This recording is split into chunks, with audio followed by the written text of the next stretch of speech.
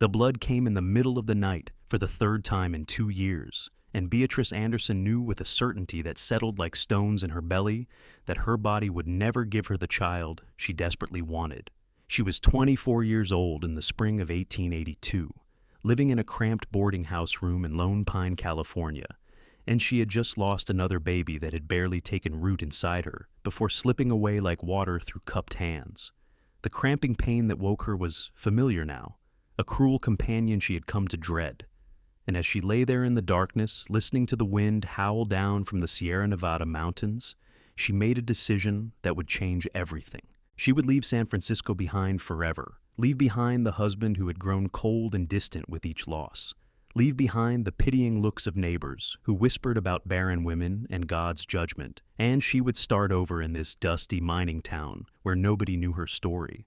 The divorce had been finalized 3 weeks ago, a scandalous thing that made her mother weep and her father refused to speak her name. But Beatrice had signed those papers with a steady hand.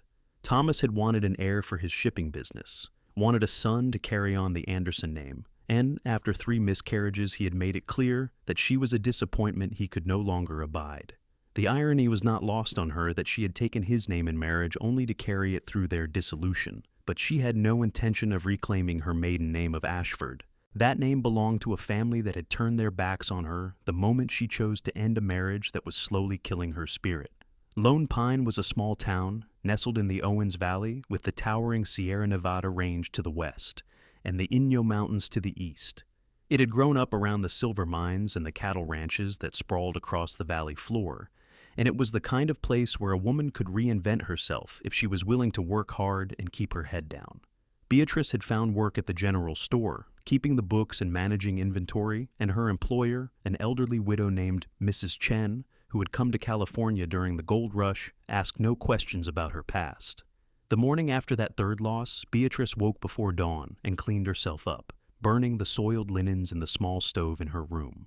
She dressed carefully in a simple cotton dress the color of sage, pinned her dark blonde hair into a neat bun, and walked the 3 blocks to the store as the sun painted the mountains pink and gold. Her body ached, but she had learned to push through pain, had learned that staying busy was the only thing that kept the darkness at bay. Mrs. Chin took one look at her pale face and pressed a cup of strong tea into her hands. The old woman said nothing, but there was understanding in her eyes that made Beatrice's throat tighten with unexpected emotion. She had not cried over this loss, had not cried over any of them after the first, but something about that small kindness nearly broke through her carefully constructed walls. The store was quiet that morning, with only a few customers stopping in for supplies. Beatrice threw herself into reorganizing the fabric section, counting bolts of calico and gingham, making neat notes in her ledger. She was bent over a crate of new stock when the bell over the door chimed, and she looked up to see a man she had never seen before striding into the store. He was tall, well over 6 feet, with broad shoulders and the lean, muscled build of someone who made his living with his body. His hair was dark brown, almost black, and fell past his collar in waves that suggested he was overdue for a haircut. He wore dusty denim trousers, a blue work shirt with the sleeves rolled up to reveal tanned forearms, and a leather vest that had seen better days. His face was striking rather than handsome, all strong angles and sharp planes, with a straight nose and a firm jaw darkened by several days' worth of stubble. But it was his eyes that caught her attention, pale green like creek water, set under straight dark brows, and filled with an intensity that made her breath catch. He removed his hat as he entered, revealing more of that dark hair, and nodded politely in her direction. "Morning, madam. I'm looking for fencing supplies, wire, posts, the works. I'm told this is the best place in town to get what I need."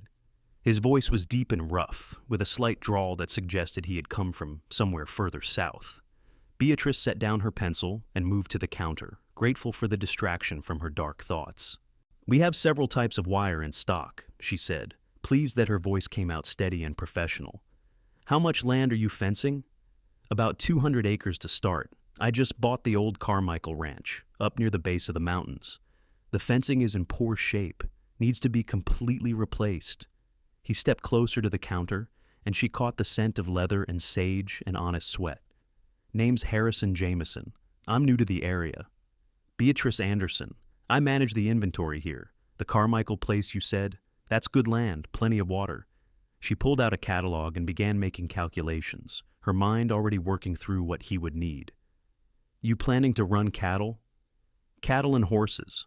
I've got a small herd coming up from Arizona in a few weeks, and I'm hoping to start breeding quality ranch horses. There's good money in it if you know what you're doing. He leaned against the counter, watching her work with those intense green eyes. You know the area well? Well enough. I've been here a few months.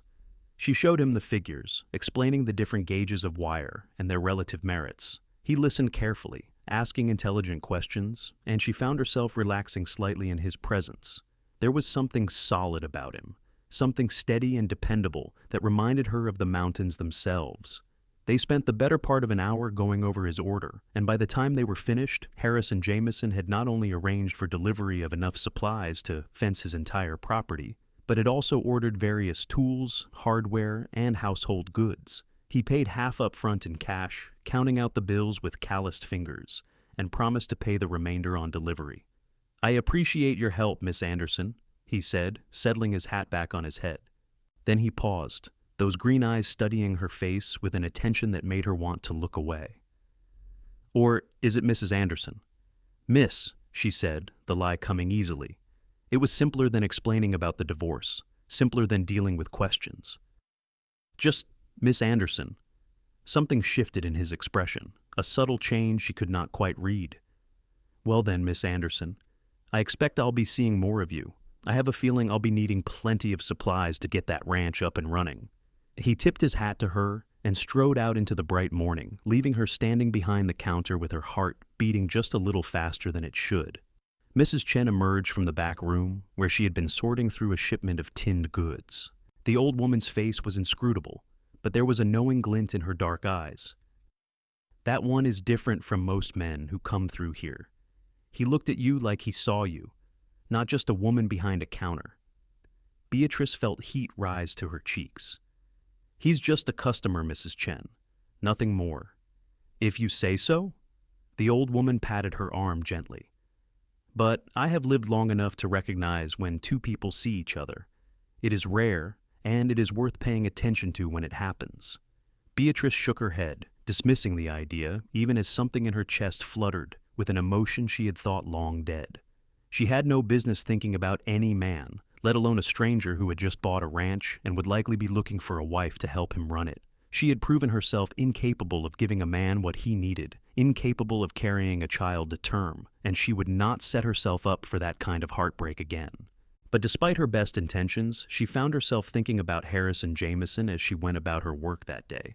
She thought about the way he had listened when she spoke, really listened, his attention focused entirely on her words. She thought about the strength in his hands and the weather lines around his eyes that suggested he spent his days outdoors under the relentless California sun. She thought about the way he had asked if she was married and the subtle shift in his demeanor when she said she was not. Stop it, she told herself firmly. You have no business entertaining such thoughts. You are broken inside, damaged goods, and no decent man would want you if he knew the truth. The weeks that followed fell into a pleasant rhythm. Harrison came into the store every few days, always needing some new item for the ranch.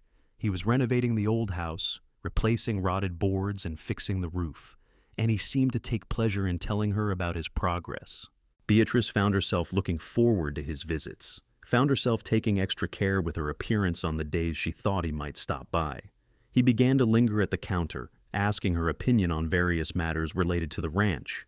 Should he plant an orchard? And if so, what type of fruit trees would do best in the valley? What kind of chickens were the hardiest layers? Did she know anyone who might be looking for work as a ranch hand? She answered his questions to the best of her ability, sometimes consulting with Mrs. Chen, who seemed to know everything about everyone in Lone Pine.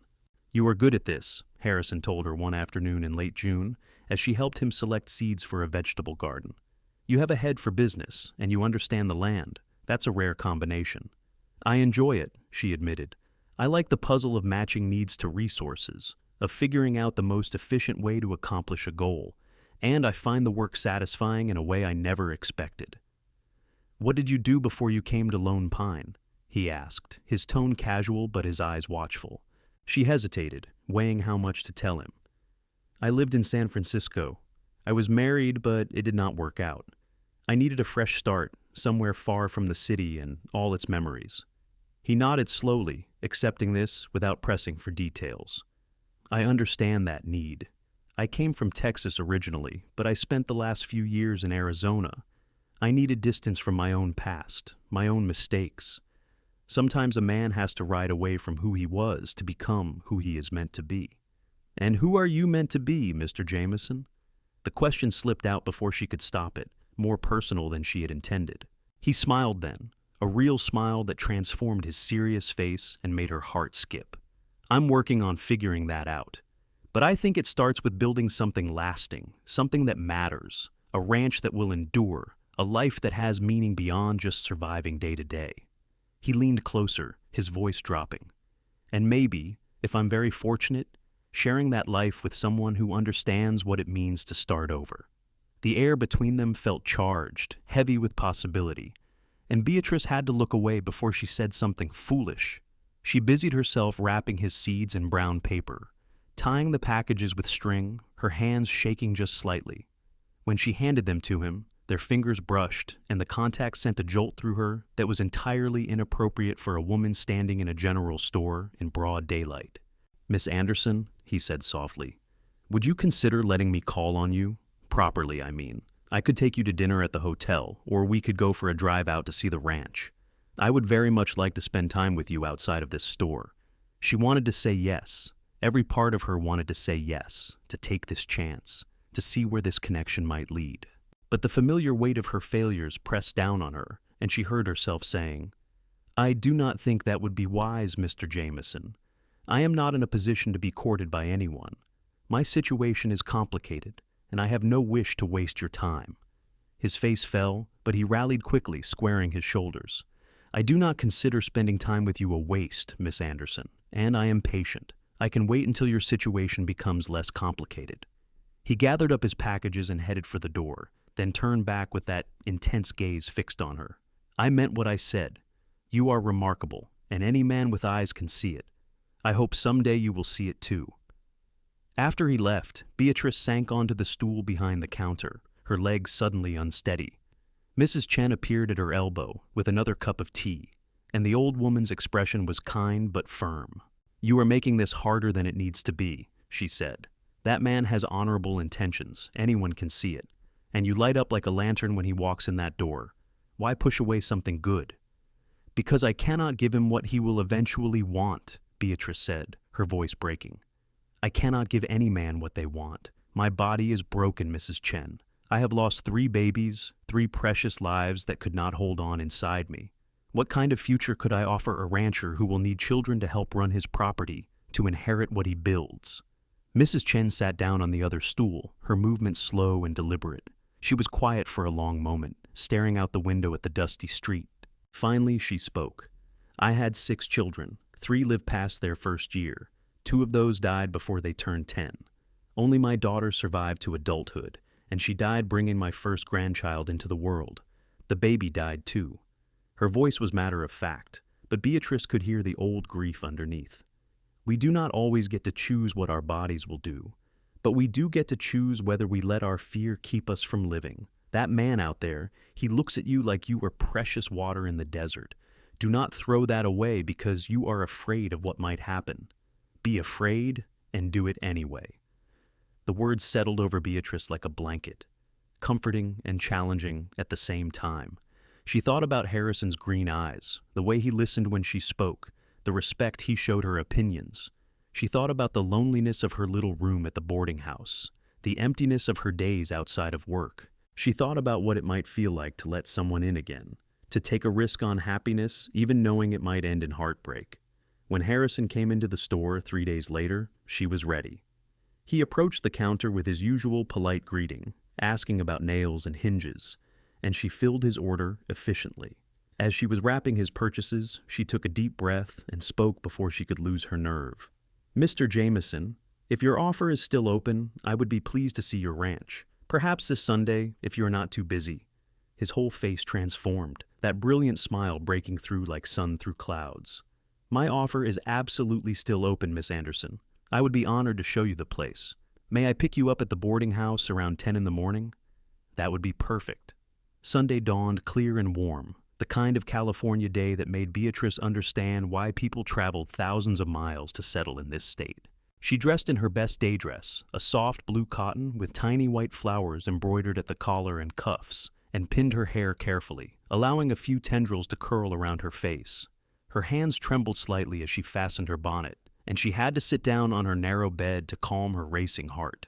"This is just a drive to see a ranch," she told herself. "Nothing more, nothing less. You are not promised anything, and neither is he. Just enjoy the day and see what happens." Harrison arrived exactly on time, driving a well-maintained buckboard pulled by a matched pair of bay horses. He jumped down to help her up to the seat, and she noticed he had made an effort with his appearance, too. His hair was freshly cut, his jaw cleanly shaved, and he wore a white shirt that looked new under a dark vest. He smelled of bay rum and soap, and when he smiled at her, she felt that flutter in her chest again. "You look beautiful," he said simply, and the sincerity in his voice made her blush. "Thank you. You look very nice yourself." The drive out to the ranch took about 40 minutes, following the road north along the base of the Sierra Nevada. Harrison kept up a steady stream of conversation, telling her about the work he had been doing, the plans he had for the property, the herd that would be arriving in another week. He talked about his vision for breeding horses that combined the hardiness of Mustang stock with the size and temperament of draft breeds, creating animals that could work all day and still have enough spirit to make good riding horses. "Most ranchers just want horses that will not buck them off and can cover ground," he explained.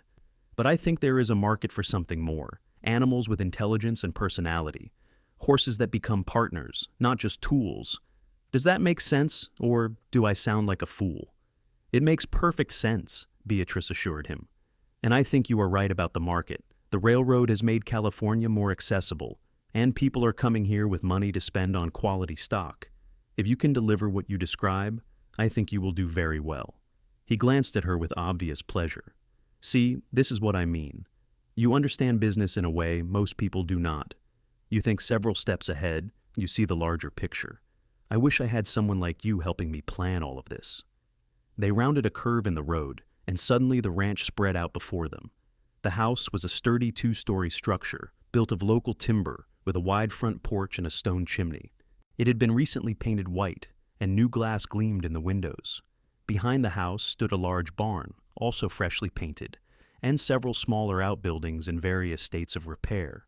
Fencing stretched out in neat lines, dividing the property into paddocks and pastures, and she could see where Harrison had been working to clear brush and repair the irrigation ditches that brought water down from the mountains. "Harrison, it is beautiful," she breathed, taking in the sweep of the valley and the dramatic backdrop of the mountains. "You have done so much work already." He pulled the buckboard to a stop in front of the house and helped her down, his hands steady on her waist. "I have had plenty of help. I hired 3 ranch hands, good men who know what they are doing. But there is still much to be done. Come inside, let me show you the house." The interior was as impressive as the exterior. The main room was large and open, with a stone fireplace dominating one wall and windows that let in floods of light. The furniture was simple but well made, and Beatrice could see where Harrison had made repairs and improvements. The kitchen was spacious, with a brand new cast-iron stove and plenty of counter space. Upstairs were 4 bedrooms, all empty except for the one Harrison was using, which contained a simple bed, a dresser, and little else. "I know it is pretty bare," he admitted, showing her around with obvious pride mixed with embarrassment. "I have been focused on the outbuildings and the fencing. The house is solid, but it needs a woman's touch to make it a real home. Curtains and rugs and all those things I have no idea about." Beatrice walked to the window of the largest bedroom, looking out over the valley. She could imagine curtains here, pale yellow to match the morning sun. She could imagine a quilt on the bed, perhaps in a wedding ring pattern, and a braided rug on the floor. She could imagine living in this house, waking up to the sound of bird song and the distant lowing of cattle, spending her days keeping the books for the ranch and managing the household. She could imagine being happy here. The thought terrified her. They spent the afternoon exploring the property. Harrison showed her the barn, which housed his 2 saddle horses and had room for a dozen more. He showed her the spring house where he kept milk and butter cool, and the chicken coop he had just finished building. He introduced her to his ranch hands, 3 weathered men in their 30s and 40s who treated him with obvious respect and greeted her politely. They had lunch sitting on the front porch, eating the food Harrison had packed, cold chicken and fresh bread and crisp apples. The conversation flowed easily between them, ranging from books they had read to places they had traveled to, dreams they held for the future. Beatrice found herself telling him about growing up in San Francisco, about her father's import business and her mother's social ambitions, about feeling trapped in a life that was mapped out for her before she had any say in it. "Is that why you married?" Harrison asked gently. "Because it was expected?" "Partly," she admitted.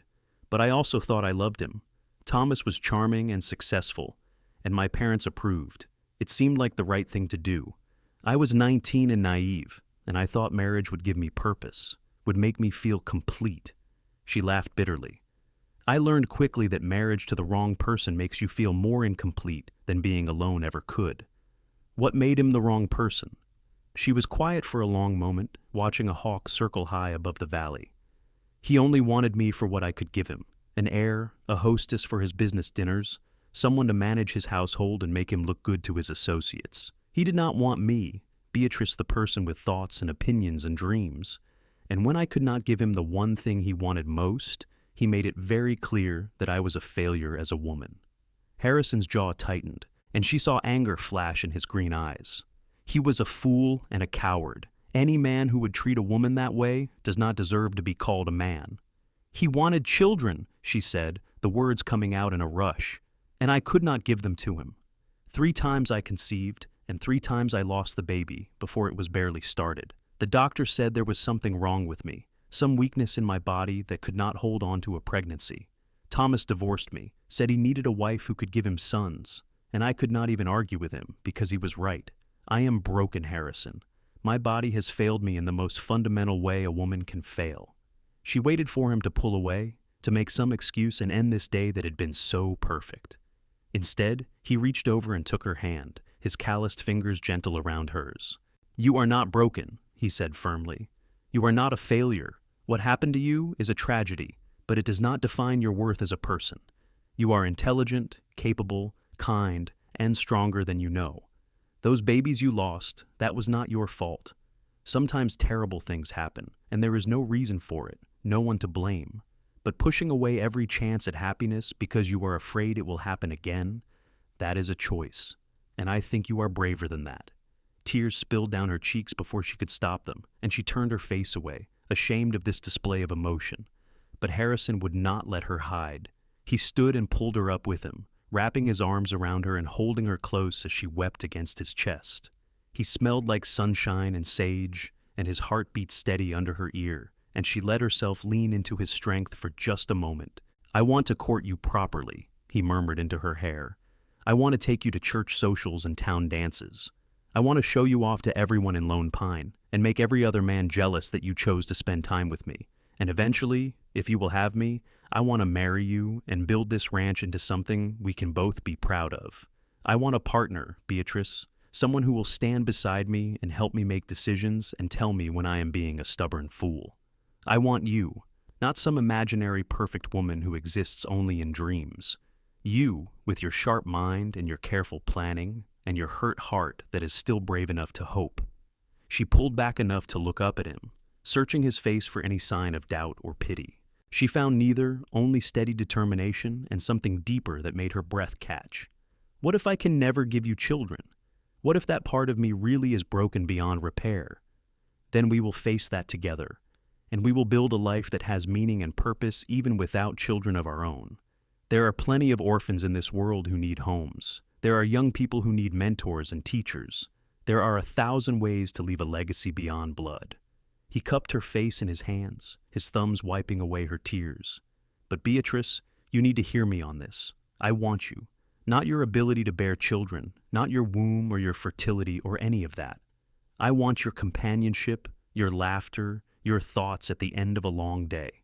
I want to wake up next to you and know that we are building something together. That is what matters to me." "I am afraid," she whispered.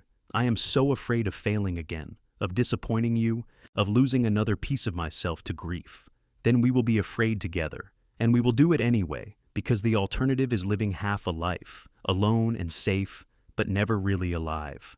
He bent his head slowly, giving her time to pull away, and when she did not, He kissed her softly, a gentle press of lips that held more promise than passion. Beatrice felt something crack open inside her chest, some tightly locked door she had been keeping closed since her last miscarriage. Light poured in, warm and terrifying, and she kissed him back, her hands coming up to rest on his chest. The kiss deepened, still gentle but more urgent.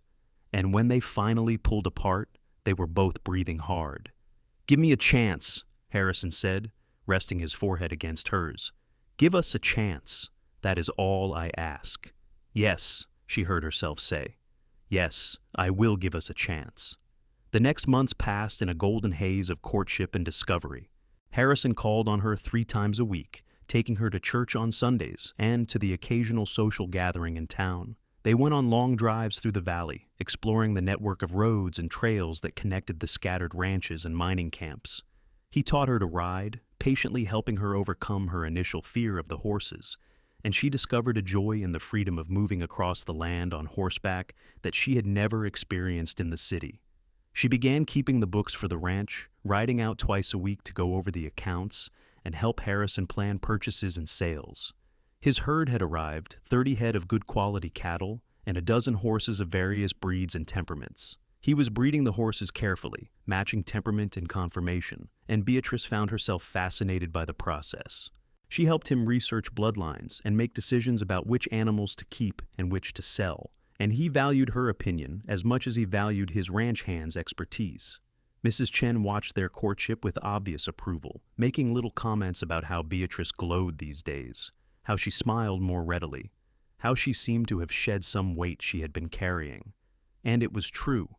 Beatrice felt lighter, freer, more herself than she had been in years. Harrison made her laugh with his dry humor and his willingness to poke fun at himself. He challenged her intellectually, asking her opinion on everything from politics to poetry. He treated her like an equal partner, not a delicate flower to be protected or an ornament to be displayed. In September, he asked her to marry him properly, dropping to one knee on the porch of the ranch house at sunset, the mountains glowing pink and gold behind him.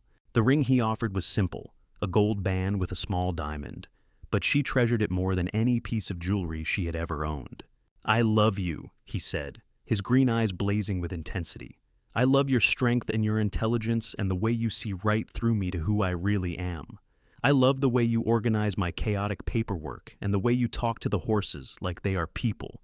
I love waking up knowing I get to see you that day, and I hate going to sleep knowing you are not beside me. Marry me, Beatrice Anderson. Make this house a home. Make this ranch ours instead of mine. Make me the happiest man in California." "Yes," she said, pulling him up and into her arms. "Yes, 1,000 times. Yes, I love you too, Harrison Jamison. I love your patience and your vision and the way you make me believe anything is possible. I love the way you listen when I talk and the way you are not afraid to admit when you are wrong. I love you, and I want to build this life with you." They married in October, a simple ceremony in the small white church in Lone Pine, with Mrs. Chen and Harrison's ranch hands as witnesses. Beatrice wore a dress of ivory silk that Mrs. Chen had helped her sew, with lace at the collar and cuffs, and she carried a bouquet of wildflowers Harrison had picked that morning. He wore a new black suit that made him look both uncomfortable and impossibly handsome, and when he said his vows, his voice was steady and sure. The wedding night was gentle and sweet, Harrison taking his time to make sure she felt safe and cherished. He was patient with her nervousness, using his hands and mouth to bring her pleasure before he joined their bodies together. The pain was brief and quickly forgotten in the wave of sensation that followed, and afterward, as they lay tangled together in the big bed in the master bedroom, Beatrice felt a peace settle over her that she had not known was possible. "Are you all right?" Harrison murmured, pressing a kiss to her temple. Did I do right by you?" She laughed softly, touched by his concern. "It was perfect. You were perfect. I am so glad I said yes to that first invitation to see the ranch." "Best day of my life, when you agreed to come out here," he said. "Well, second best. Today is the actual best." They fell into a rhythm of married life with surprising ease. Beatrice managed the household and the ranch accounts, freeing Harrison to focus on the physical work of running the property. She learned to cook on the big cast-iron stove, producing meals that were hearty, if not always elegant. She sewed curtains for all the windows and made quilts for the beds. She planted a garden in the spring, growing vegetables and herbs that would see them through the winter. She also continued to work part-time at the general store, unwilling to leave Mrs. Chen completely in the lurch. The old woman had become like family to her, a surrogate mother who offered wisdom without judgment. Harrison supported her choice to keep working, understanding that she needed the intellectual stimulation and the independence that came with earning her own money. Their physical relationship deepened and grew, becoming a source of joy and connection that Beatrice had not experienced in her first marriage. Harrison was an attentive lover, always making sure she found pleasure, and she learned to be bold in asking for what she wanted. They made love frequently in those first months, unable to keep their hands off each other, christening every room in the house with their passion. But as the months passed without any sign of pregnancy, Beatrice felt the old fear beginning to creep back in. She tried to hide it, tried to maintain a cheerful exterior, but Harrison knew her too well. One night in early spring, as they lay in bed after making love, he caught her hand and pressed it to his chest. "Talk to me," he said quietly. "You have been distant lately, and I can see the worry in your eyes. What is wrong?" "It has been 5 months," she said, the words catching in her throat. 5 months of marriage, and I have not conceived. I know it is too soon to panic, but I cannot help remembering how it was before. The trying, the hoping, the crushing disappointment month after month. What if I really am broken, Harrison? What if I can never give you a child? He was quiet for a long moment, his hand stroking her hair. Finally he spoke, his voice thoughtful. "I meant what I said before we married. Children would be a blessing, but they are not the measure of our marriage or your worth. However, if you want to be a mother, if that is something you need to feel complete, then we will find a way. There are children who need homes, need love and stability. We could offer that." "It is not the same," she whispered. "I know that sounds terrible, but it is not the same as carrying a baby inside you, feeling it grow, bringing a new life into the world. I want that, Harrison. I want to give you a son or daughter with your green eyes and stubborn chin. I want to see what we would create together. Then we will keep trying, and we will hope, and we will trust that what is meant to be will be." He pulled her closer, wrapping his body around hers. "But in the meantime, you need to stop torturing yourself with what ifs and maybes. You need to live in the present. Enjoy what we have right now. Can you do that for me? For us?" She nodded against his chest, trying to believe him, trying to let go of the fear. But it was hard, so hard, when every month brought the same disappointment, the same reminder of her body's failure. Summer came, hot and dry, and they focused on keeping the cattle and horses watered as the valley baked under the relentless sun. Beatrice learned to ride well enough to help with moving the herd to higher pastures, and she discovered a talent for working with the young horses Harrison was training. She had a gentle touch and infinite patience, and the animals responded to her in ways that impressed even the experienced ranch hands. In August, she missed her monthly courses. She did not tell Harrison, could not bear to get his hopes up, could not bear to voice her own desperate hope out loud. She waited, counting the days, watching for any sign that this was real. When a week passed, then 2, she began to let herself believe. She felt different this time, more tired than usual, her breasts tender and slightly swollen. She found herself crying over small things, overcome with emotion at the sight of a sunset or the sound of Harrison's laughter. When a full month had passed without her courses appearing, she finally told him. They were sitting on the porch after dinner, watching the stars come out, and she took his hand and placed it on her stomach. "I think I might be pregnant," she said, barely able to force the words past the lump in her throat. "I am 4 weeks late, and I feel different. I am afraid to hope, afraid to believe it. But I think it might be real this time." Harrison went very still, his hand splayed across her belly. In the dim light from the house, she could see the play of emotions across his face. Hope, fear, joy, caution. "Are you sure?" "As sure as I can be without seeing a doctor. I thought I would wait another week or 2 before going to see Dr. Morrison, just to be certain. I do not want to get our hopes up, only to have them crushed again." He pulled her into his lap, cradling her against his chest. "Whatever happens, we face it together. If you are pregnant, that is a blessing. If it does not last, we will grieve together and we will try again. But I want you to know, right now, that you are enough for me. With or without a child, you are enough." The tears she had been holding back spilled over, soaking into his shirt. "I am so afraid, Harrison. I am so afraid of losing this baby like I lost the others. I do not think I could survive that again." "You are the strongest person I know," he said fiercely. "You would survive, and I would be right there beside you every step of the way. But let us not borrow trouble. Let us take this one day at a time and trust that your body knows what to do." 2 more weeks passed, and Beatrice remained pregnant. The exhaustion grew worse, and she found herself napping in the afternoons, something she had never done before. Food tasted strange to her, and certain smells made her queasy. Harrison hovered over her like a worried mother hen, insisting she rest more, take on fewer chores, let him handle everything that required physical exertion. Finally, in early September, she went to see Dr. Morrison, an older man who had been practicing medicine in Lone Pine for 20 years. He examined her carefully, asking detailed questions about her symptoms and her previous pregnancies. When he was finished, he sat back in his chair and regarded her with kind but serious eyes. "You are definitely pregnant, Mrs. Jamison, about 8 weeks along by my estimation. Now, given your history, we need to be cautious. I want you to avoid any strenuous activity. No horseback riding, no heavy lifting, nothing that could jar your body. I want you to rest as much as possible, eat well, and come see me every 2 weeks so I can monitor your progress. Is your husband supportive?" "Very much so," Beatrice said, relief and terror warring inside her. "He will do whatever is necessary to help me through this." "Good, because the next few months are going to be difficult, especially emotionally. Every twinge, every small pain is going to make you panic, and that is natural given what you have been through. But I want you to try to stay calm, avoid stress as much as possible. Stress is not good for you or the baby." He handed her a list of dietary recommendations and instructions for bed rest if she started experiencing any concerning symptoms. "I will be honest with you, Mrs. Jamison. Your history does put you at higher risk for another miscarriage, but the fact that you have made it to 8 weeks is encouraging. Many women who miscarry do so in the first 6 weeks. You are past that point, which is a good sign." Beatrice clutched the papers he had given her, feeling both hopeful and terrified. "What can I do to improve my chances? There must be something." "Rest, eat well, avoid stress, and trust your body. That is all any pregnant woman can do. The rest is up to nature, I'm afraid." He patted her hand kindly.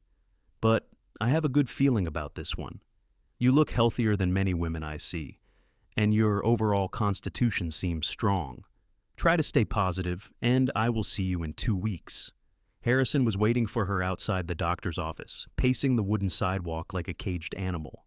When she emerged, he rushed to her side, searching her face for clues. What did he say? He confirmed it. "I am 8 weeks along, and he says everything looks good so far. But he wants me to be very careful, rest as much as possible, avoid anything strenuous, and I need to see him every 2 weeks." She handed him the list of instructions, watching as he read through them quickly. "We will follow this to the letter," he said firmly. "You are going to rest, and I'm going to take care of everything else. No arguments, Beatrice. This baby is too important, and you are too important. We are not taking any chances." True to his word, Harrison became impossibly protective. He hired a woman from town, a widow named Sarah Miller, to come in 3 days a week to help with the cooking and cleaning. He insisted Beatrice spend most of her afternoons resting, and he moved all the ranch paperwork to the house so she could work on the books while sitting comfortably in a chair by the window. He was gentle with her at night, afraid to make love for fear of harming the baby, and she had to reassure him repeatedly that the doctor said it was safe as long as she felt comfortable. The weeks crept by with agonizing slowness. Every morning, Beatrice woke up and immediately checked for blood, for any sign that her body was betraying her again. Every night she fell asleep with Harrison's hand resting protectively on her stomach, as if he could keep the baby safe through sheer force of will. The exhaustion persisted, but her appetite returned with a vengeance, and she found herself constantly hungry for strange combinations of food. At 10 weeks, she told Mrs. Chen, who cried tears of joy and immediately began knitting tiny garments. At 12 weeks, they told the ranch hands, who congratulated them with genuine warmth. At 14 weeks, Beatrice's stomach began to show a small but definite curve, and she found herself constantly touching it, marveling at this evidence of life growing inside her. At 16 weeks, Dr. Morrison listened with his stethoscope and announced he could hear a strong, steady heartbeat.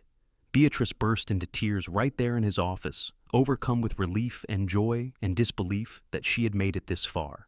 Harrison had to sit down, his face pale, and the doctor poured them both a small glass of whiskey to settle their nerves. "You are doing wonderfully, Mrs. Jamison," he said, beaming at them both.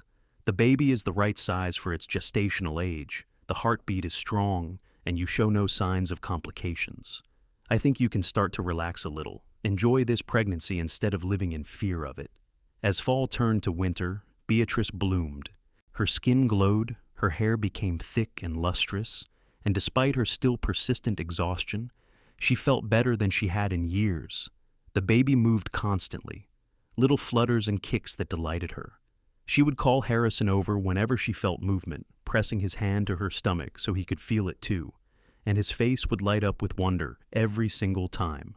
In December, when she was 6 months along, Dr. Morrison examined her again and frowned slightly. "Mrs. Jamison, I am going to check something. Lie back for me." He palpated her stomach carefully, his experienced hands moving over her swollen belly. After a long moment, he sat back with an expression of surprise. "Well, this is unexpected. I believe you are carrying twins." Beatrice stared at him in shock. "Twins? Are you certain?" "As certain as I can be without the ability to see inside you. I can feel two distinct heads, two separate bodies. It explains why you are measuring larger than I would expect for a single baby, and why you have been so exhausted. Twins are more demanding on a mother's body." He shook his head, smiling. "This is wonderful news, Mrs. Jamison. 2 healthy babies. Your husband is going to be over the moon." But Beatrice felt ice-cold fear wash over her. "Twins are more dangerous, are they not? The birth will be more complicated, more risky." "There is always more risk with a multiple birth, Doctor," Morrison admitted. "But you are young and healthy, and you have done beautifully so far. I see no reason why you cannot deliver these babies safely.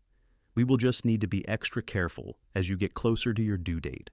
And I may want to have a midwife present during the birth, someone with experience delivering twins, just to be safe." When she told Harrison, his reaction was pure, unfiltered joy. He picked her up and spun her around carefully, then set her down and dropped to his knees, pressing his face to her stomach. "2 babies," he whispered, his voice choked with emotion. "Beatrice, we are going to have 2 babies. How is this possible? How did we get so lucky?" "I am terrified," she admitted, running her fingers through his dark hair. "What if something goes wrong? What if my body cannot handle carrying 2 babies to term? What if they come too early?" "Then we will deal with it," he said, looking up at her with those green eyes blazing with determination. "But I believe in you, Beatrice. I believe your body knows what to do, and I believe these babies are going to be just fine. You are miraculous, do you know that? After everything you went through, after all the heartbreak and loss, your body is giving us not 1 but 2 children. That is not failure, my love. That is triumph." The rest of the winter was spent preparing for the twins. Harrison built 2 cradles, sturdy and beautiful, with rockers that glided smoothly. Beatrice and Mrs. Chen sewed tiny gowns and blankets and nappies, their hands constantly busy.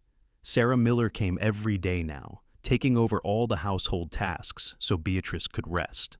The ranch hands built a new addition onto the house, a nursery with big windows that let in the morning sun.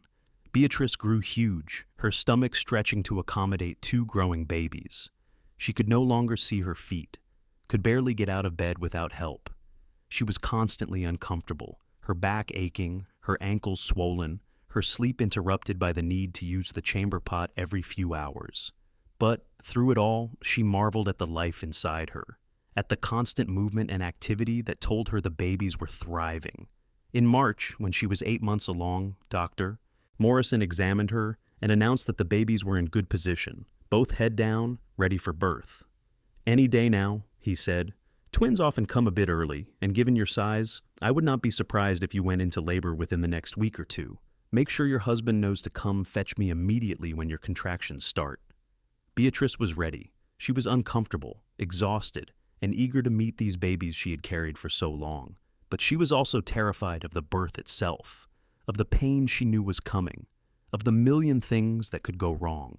Harrison slept beside her every night with one hand on her stomach, and she drew strength from his steady presence. On a Tuesday morning in late March, as the sun was just beginning to paint the mountains with golden light, Beatrice woke to a gush of fluid and a cramping pain low in her belly.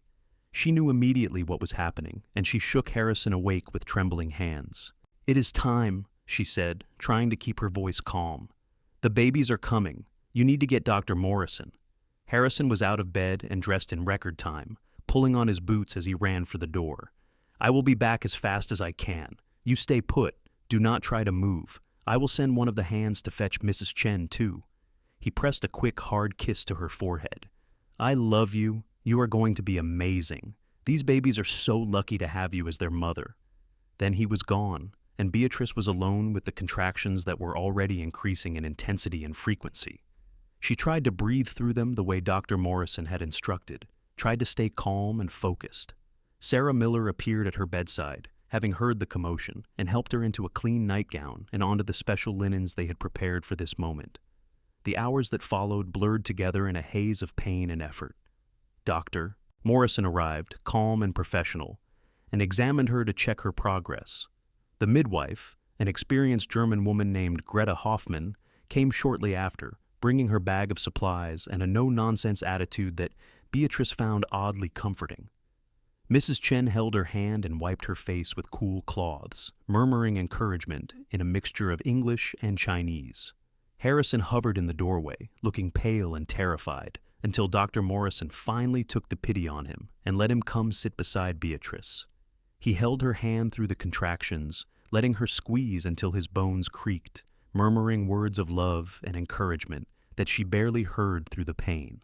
The labor was long and difficult, more intense than anything Beatrice had ever experienced, but her body, that body she had thought was broken and useless, was doing exactly what it was supposed to do. She could feel it opening, feel it working to bring these babies into the world. The pain was overwhelming, but underneath it was a sense of rightness, of power, of her body finally fulfilling its purpose. As the afternoon sun slanted through the windows, Dr. Morrison announced she was fully dilated and ready to push. The next hour was the hardest of her life, every muscle straining, every nerve on fire, but she pushed with everything she had. She pushed through the pain and the exhaustion and the fear, pushed through the voice in her head that said she could not do this, that her body would fail her again. And then, suddenly, there was a release of pressure and a thin, wailing cry that was the most beautiful sound she had ever heard. Dr. Morrison held up a tiny, squirming infant, red-faced and furious at being forced from its warm home. "It is a girl," he announced, his face split by a huge grin. "A healthy, perfect little girl." But there was no time to rest, because the second baby was already coming. The contractions resumed immediately, and Beatrice bore down again, her exhausted body finding reserves of strength she did not know she possessed. This baby came faster, sliding into the world with what felt like less effort than the first, and another cry joined the first. "A boy," Greta Hoffman announced, lifting the second baby with expert hands. "You have a son and a daughter, Mrs. Jamison. Perfect twins." Beatrice collapsed back against the pillows, her body shaking with exhaustion and relief and overwhelming emotion. Dr. Morrison and Greta Hoffman worked quickly to clean the babies and make sure they were both healthy, while Sarah Miller took care of the afterbirth and Mrs. Chen cleaned Beatrice up. Harrison sat frozen beside her, staring at the two tiny bundles as if he could not quite believe they were real. When the babies were finally pronounced healthy and placed in Beatrice's arms, one on each side, she looked down at their tiny faces and felt her heart explode with love. They were so small, so perfect, with tiny fingers and toes and the most beautiful faces she had ever seen. The girl had dark hair like Harrison, while the boy was fair like her. Both had their eyes closed, but she could see they had her nose and Harrison's strong chin. "They are beautiful," Harrison whispered, his voice breaking. "Beatrice, they are so beautiful. You did it. You actually did it." "We did it," she corrected, looking up at him with tears streaming down her face. "We made these miracles together." Harrison reached out with one trembling finger to stroke the girl's cheek, then the boy's. His face was wet with tears, and when he looked at Beatrice, she had never seen such love and admiration in anyone's eyes. "You are miraculous," he said, his voice full of wonder.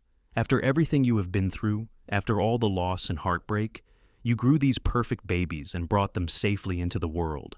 You thought your body had failed you, but look at what you did. Look at these beautiful children. You are the strongest, most amazing woman I have ever known, and I will spend the rest of my life trying to be worthy of you." He leaned down and kissed her softly, tenderly, a kiss that held all the love and gratitude and awe he could not put into words. Then he looked at the babies again, and his smile was so bright it could have lit up the whole valley. "What should we name them?" Beatrice asked, exhausted but happier than she had ever been in her life.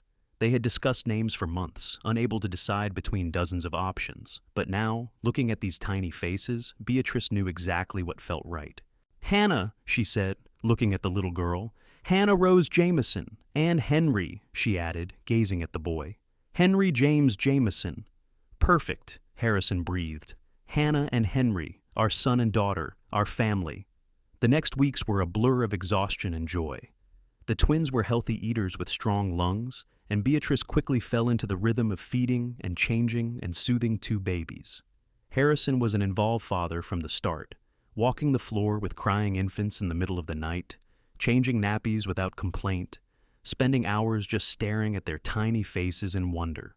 Mrs. Chen came every day to help, and Sarah Miller was invaluable in managing the household, while Beatrice focused on the babies. As the weeks turned into months, the twins grew and thrived. Hannah was the more vocal of the two, making her displeasure known loudly whenever she was hungry or uncomfortable. Henry was quieter, more observant, his wide green eyes, exactly like Harrison's, taking in everything around him. They were beautiful babies, healthy and strong, and every day Beatrice marveled that they were real, that they were hers, that her body had somehow managed to create and carry and birth these perfect little humans. Spring came again, and the ranch burst into life. The cattle were moved to higher pastures, the horses were bred and trained, and life settled into a comfortable rhythm. Harrison hired another ranch hand to help with the increased workload, and the ranch continued to prosper. Beatrice returned to managing the books, working while the babies napped, and she found she was even better at it now, her mind sharper and more focused than before. On a warm May evening, when the twins were 2 months old, Harrison and Beatrice sat on the porch together, each holding a sleeping baby. The sun was setting over the Sierra Nevada, painting the sky in shades of pink and gold and purple, and the valley stretched out before them in all its rugged beauty. "Are you happy?" Harrison asked, looking at her with those intense green eyes. "More than I ever thought possible," Beatrice answered honestly. "There are moments when I have to pinch myself to make sure this is real, that I did not just dream it all. A year ago, I thought my life was over, thought I had nothing to look forward to, but loneliness and regret. And now I have you, and these perfect babies, and a home I love. How did I get so lucky?" "We both got lucky," Harrison said. "I found you when I was looking for fencing wire, and you changed my entire life. You made this house a home, you made this ranch something worth building, and you gave me a family I never thought I would have. Every day I wake up grateful that you took a chance on me." Little Henry stirred in Beatrice's arms, his face scrunching up as if he might cry. But then he settled again, his tiny fist curling around her finger. Hannah was fast asleep against Harrison's chest, her rosebud mouth open slightly, completely content in her father's arms. "Do you think we will have more?" Harrison asked, his tone carefully casual. "More children, I mean. Or would that be too much of a risk after what you went through?" Beatrice considered the question. The pregnancy had been difficult, especially near the end, and the birth had been the most physically demanding thing she had ever done. But holding these babies, watching them grow and change every day, she felt a longing for more, for a house full of children's laughter, for siblings for Hannah and Henry to play with. "I think I would like to try again," she said slowly. "Not right away, let these two get a bit older first. But yes, I think I would like more children if we are blessed with them. My body proved it could do this, that it was not broken after all. I think I can trust it now in a way I never could before. Then we will wait a year or two, make sure you are fully recovered, and we will see what happens," Harrison said. "But I want you to know, if we never have another child, I am completely content. These two are more than I ever dreamed of. You are more than I ever dreamed of." The babies grew quickly, meeting every milestone with ease. At 6 months, they were sitting up and babbling, their personalities becoming more distinct every day. Hannah was bold and adventurous, always reaching for things just out of her grasp, while Henry was more cautious, preferring to observe before trying something new. They adored each other, crying if they were separated for too long, and they slept best when their cradles were pushed close together so they could see each other. Beatrice returned to working part-time at the general store when the twins were 7 months old, bringing them with her and letting Mrs. Chen fuss over them, while she handled customers and managed inventory. The old woman had become their honorary grandmother, teaching the babies Chinese words along with English, singing them songs from her childhood in Guangdong province. The ranch continued to prosper. Harrison's breeding program was producing excellent horses that commanded top prices, and his cattle herd had grown to nearly 100 head. They were not wealthy, but they were comfortable, able to save money and invest in improvements to the property. Harrison built a new barn and expanded the house, adding 2 more bedrooms upstairs in anticipation of a growing family. When the twins turned 1-year-old, Beatrice threw a party that brought together everyone who had been part of their journey. Mrs. Chen and Sarah Miller and Dr. Morrison and Greta Hoffman and all the ranch hands gathered in the yard of the ranch house, eating cake and watching Hannah and Henry toddle around on unsteady legs, delighting in their newfound mobility. It was a perfect day, warm and clear, and Beatrice felt her heart overflow with gratitude for all these people who had helped her become the person she was meant to be. That night, after the guests had left and the twins were asleep in their cribs, Harrison and Beatrice made love for the first time in over a year. They had been intimate in other ways during her pregnancy and recovery, but this was different, a reunion of bodies that knew each other well. It was slow and tender and deeply emotional, and afterward, as they lay tangled together, Beatrice felt complete in a way she had never experienced before. "I want to try for another baby," she whispered into the darkness. "I know we said we would wait, but I feel ready. My body feels strong again, and I want Hannah and Henry to have siblings close in age." Harrison pulled her closer, his hand splaying possessively over her flat stomach. "Are you sure we do not have to rush this?" "I am sure. I am not afraid anymore, Harrison. I know what my body can do now. I trust it, and I trust us. Let us see what happens." What happened was that Beatrice conceived again 3 months later, and this pregnancy was easier from the start. She was not as exhausted, her appetite was normal, and she felt strong and healthy throughout. Dr. Morrison confirmed at 4 months that she was carrying a single baby this time, and he pronounced her in excellent health. Hannah and Henry were toddlers now, running everywhere, getting into everything, keeping Beatrice and Harrison constantly on their toes. They had their father's green eyes and their mother's determination, and they were smart as whips, learning new words every day. Harrison was a devoted father, spending hours playing with them, teaching them about the animals on the ranch, letting them help with chores, even when it made everything take 3 times as long. The new baby, another boy they named Samuel, was born on a crisp October morning in 1884. The labor was shorter and easier than the twins' birth had been, and within hours Beatrice was sitting up in bed, nursing her new son, while Hannah and Henry peeked at him with wide, curious eyes. "Baby Sammy," Hannah declared, reaching out one chubby hand to touch his tiny fist. Henry just stared, fascinated by this new addition to their family. "That is right, sweetheart," Beatrice said, her voice soft. "This is your new baby brother. You and Henry need to be gentle with him, because he is very little." Harrison watched his family with undisguised pride and joy. 3 children, all healthy and thriving, and a wife who grew more beautiful and capable every day. He had set out to build a ranch that would last, and he had ended up building something far more valuable, a family filled with love and laughter and purpose. Samuel was an easy baby, content to be passed around to his siblings and grandparents. Mrs. Chen had fully embraced that role, and rarely fussing unless he was hungry or tired. He looked like Beatrice, with her fair coloring and delicate features, and he had a sunny disposition that made everyone who met him smile.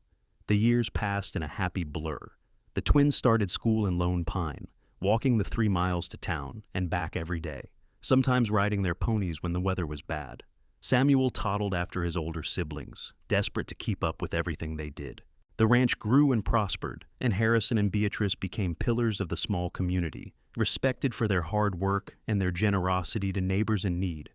In 1886, Beatrice became pregnant again, and this time she carried the baby with such ease that she kept working at the store until she went into labor. She gave birth to twin girls, Rose and Ruby, who looked like miniature versions of their sister Hannah.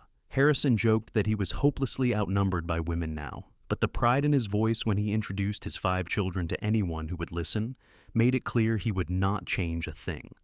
The house was chaos, filled with the noise and energy of 5 young children. But it was a happy chaos.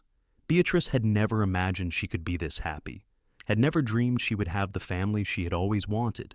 Every time she looked at her children, she remembered those dark days after her miscarriages, remembered believing she was broken and worthless. And she marveled at how wrong she had been, how her body had just needed time and the right partner and a safe place to finally do what it was meant to do.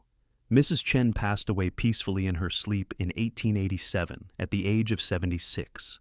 Beatrice mourned her like the mother she had become, and the entire town turned out for her funeral. In her will, Mrs. Chen left the general store to Beatrice, along with a letter that made her weep. "You came to Lone Pine broken and alone," the letter said in Mrs. Chen's careful handwriting. "But you had the courage to heal, to try again, to let love into your heart. You took my advice and you were afraid, but you did it anyway. I am so proud of the woman you have become, the mother and wife and businesswoman. Take this store and make it yours. Build something lasting for your children and their children. And know that I loved you like the daughter I lost.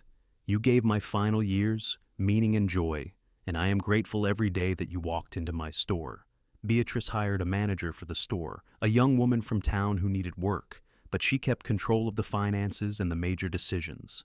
It gave her something of her own beyond the ranch and the children, something that exercised her mind and kept her connected to the community. Harrison expanded the ranch again, buying adjacent property and increasing the herd. He was breeding some of the finest ranch horses in California, animals known for their intelligence and stamina and gentle temperaments.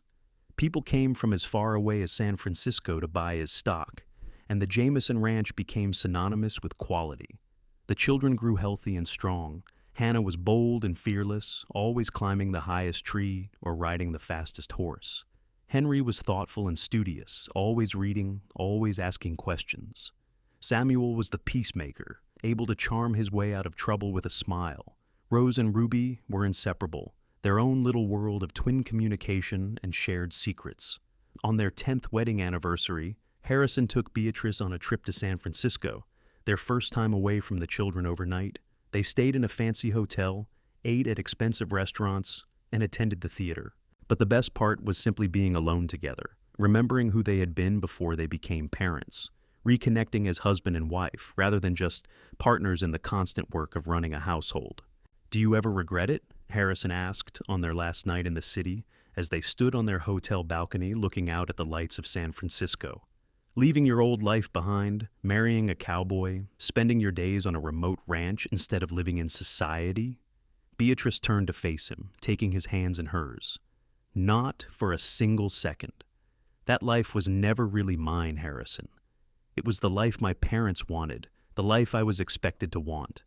But this, what we have built together, this is mine.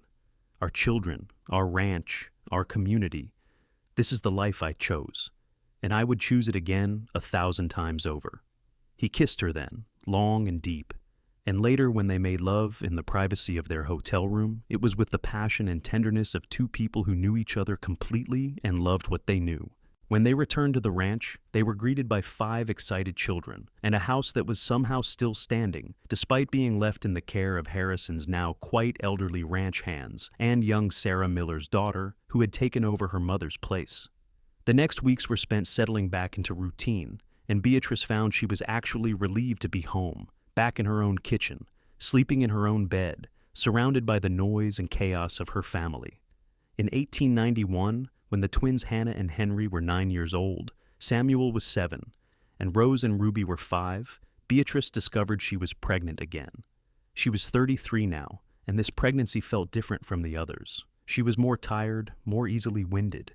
And Dr. Morrison, who was now quite old himself and training a younger doctor to eventually take over his practice, monitored her carefully. "You are not as young as you were with the twins," he said bluntly. And your body has been through a lot, 5 pregnancies in 9 years. You need to be very careful with this one. Take it easy, let others do the heavy work." Beatrice followed his advice, reluctantly stepping back from many of her usual tasks. The children were old enough to help now, and Harrison hired additional household help. The pregnancy progressed normally, if more uncomfortably than previous ones. And in late spring, Beatrice gave birth to her 6th and final child, a boy they named Daniel. Daniel was a big baby, nearly 10 pounds, and the birth was difficult. Beatrice hemorrhaged afterward, and for a few terrifying hours, Harrison thought he might lose her. But Dr. Morrison and his young colleague managed to stop the bleeding, and after several days of bed rest, Beatrice began to recover. "No more babies, doctor," Morrison said firmly when she was well enough to hear it. "Your body has done amazing things, Mrs. Jamison, but it has also reached its limits. Another pregnancy could kill you. I need you to understand that." Beatrice looked at Harrison, saw the fear still lingering in his eyes, and nodded. "6 children is more than enough. I am content." "More than content," Harrison said, his voice rough with emotion. "You have given me 6 perfect children and yourself, and I could not ask for more. You are the miracle, Beatrice, not the babies. You." Daniel grew into a sweet-natured child, the baby of the family, doted on by his older siblings. The house was full to bursting with children, and noise and love, and Beatrice could not imagine her life any other way. The years continued to pass, each one bringing new challenges and new joys. The children grew and changed, developing their own personalities and interests. Hannah wanted to be a doctor like old Dr. Morrison. Henry dreamed of attending university and becoming a lawyer. Samuel loved working with the horses and planned to take over the breeding program someday. Rose and Ruby wanted to be teachers, while Daniel was still young enough that his dreams changed weekly. Harrison's hair began to gray at the temples, and Beatrice found lines forming around her eyes, but they wore their age with pride. They had built something lasting, something that would endure long after they were gone. The ranch was prosperous, the children were healthy and happy, and their love for each other had only deepened with time.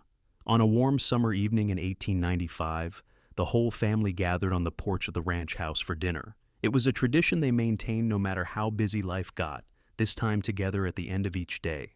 The older children talked about their days at school. Daniel chattered about the new kittens in the barn, and Harrison and Beatrice listened and laughed and interjected comments. After dinner, as the sun set over the mountains, Beatrice found herself standing at the porch railing, looking out over the land they had built their life on. Harrison came up behind her, wrapping his arms around her waist and resting his chin on her shoulder. "What are you thinking about?" he murmured. "About that morning you walked into the store looking for fencing supplies. About how lonely and broken I felt. How certain I was that I would never have the life I wanted.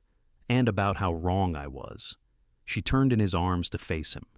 "You saw something in me that I could not see in myself. You believed in me when I had given up believing. You held our twins in your arms and called me miraculous. And it was the first time I felt like maybe I was not a failure after all." "You were never a failure," Harrison said fiercely. "You were hurt and grieving and going through something terrible. But you had the courage to start over, to try again, to let love back into your heart. That takes more strength than most people have." "We did it together," Beatrice said, echoing her words from that day in the birthing room 13 years ago. "Everything we have, we built together, and I am so grateful for every moment, even the hard ones, because they brought us here." Their 6 children were scattered around the porch, the older ones helping the younger ones with various tasks, all of them comfortable and happy in this place they called home. Hannah was braiding Ruby's hair, while Rose read aloud from a book. Henry and Samuel were examining a broken piece of tack, discussing how to repair it. Daniel was curled up on the porch swing, fighting sleep and losing. This was her miracle, Beatrice thought, not just the children, though they were precious beyond measure. The miracle was that she had found the courage to try again, to risk her heart, to trust that she deserved happiness. The miracle was Harrison, who had loved her when she could not love herself, who had been patient and kind and unwavering in his belief that they could build something beautiful together. The miracle was this life, ordinary and extraordinary all at once, filled with work and laughter and love. She had thought her body had failed her, had thought she was broken beyond repair. But she had been wrong. Her body had just been waiting for the right time, the right place, the right partner. And when all those things came together, It had given her more than she ever dreamed possible. Harrison kissed her temple, his arms tightening around her. "I love you," he said simply. "Every day, more than the day before. You and these children, you are my whole world." "And you are mine," Beatrice whispered back. "Always and forever, you are mine." The sun slipped behind the mountains, painting the sky in shades of rose and gold, and the Jamison family settled in for another peaceful evening in the home they had built together. There would be challenges ahead, as there always were. Children would grow up and leave, new struggles would arise, life would continue to unfold in its unpredictable way. But they would face it all together, this family built on love and second chances and the miracle of a woman who had dared to hope again. Beatrice Anderson Jamison had come to Lone Pine broken and alone, convinced she had nothing to offer. She had found a man who saw past her pain to the strength beneath, who loved her not for what she could give him, but for who she was. And together, they had created a legacy that would endure for generations, a ranch that prospered, children who thrived, and a love story that proved it was never too late to start over, to believe in miracles, to find happiness in the most unexpected places. The Wild West had been hard on many people, taking far more than it gave. But for Beatrice and Harrison, it had been the setting for their greatest triumph, the place where they transformed pain into purpose and loss into love. Their story would be told for years in Lone Pine, the story of the woman who thought she was barren and the cowboy who showed her she was miraculous, the couple who built something lasting in the harsh beauty of the Owens Valley.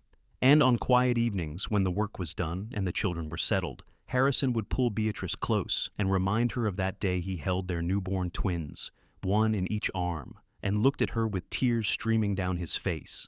He had called her miraculous then, and he would call her that for the rest of their lives together, never letting her forget that she was precious, capable, and loved beyond measure. That was the true miracle, she thought. Not the baby she had carried, but the love that had made it all possible, the love that would sustain them through everything life had to offer. Their story ended not with drama or tragedy, but with the quiet contentment of a life well lived, surrounded by the family they created and the land they tended. And if that was not a happy ending, Beatrice thought, she did not know what was.